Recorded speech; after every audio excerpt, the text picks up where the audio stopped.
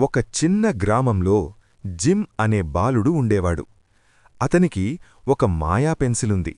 దానితో ఏదైనా రాస్తే అది నిజమవుతంది. జిమ్ మంచి పనులకే వాడేవాడు. పేదవారికి సహాయం చేసేవాడు, అవసరమైన వస్తువులు సృష్టించేవాడు. ఒకరోజు ఆ గ్రామానికి ఒక ఆశపడి వ్యాపారి వచ్చాడు. అతను జిమ్ దగ్గర ఉన్న మాయా పెన్సిల్ చూశాడు. అతని మనసులో లోభం పెరిగింది. ఈ పెన్సిల్ నా దగ్గర ఉంటే నేను చాలా ధనవంతుడినవుతాను.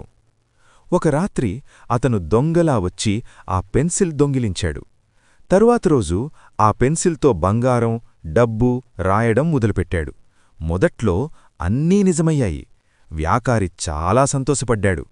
కాని కొన్ని క్షణాల తరువాత ఆ బంగారం మాయమైపోయింది. డబ్బు కూడా కనుమరుగైపోయింది. అతను ఎంత రాసినా అన్నీ కొద్దిసేపట్లోనే అదృశ్యమయ్యాయి.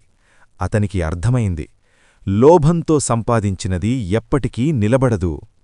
అతను వెంటనే జిమ్ దగ్గరకు వెళ్లి క్షమాపణ చెప్పాడు. జిమ్ నవ్వుతూ అన్నాడు, మంచి పనుల కోసం వాడితేనే ఈ పెన్సిల్ పనిచేస్తుంది. వ్యాపారి తన తప్పు తెలుసుకున్నాడు. అప్పట్నించి అతను నిజాయితీగా వ్యాపారం చేయడం ప్రారంభించాడు. మోరల్: లోభం చివరికి నష్టమే. నిజాయితీతో సంపాదించినదే నిలుస్తుంది. మీకు ఈ కథ నచ్చితే లైక్ చేయండి, షేర్ చేయండి, సబ్స్క్రైబ్ చేయడం మర్చిపోవద్దు.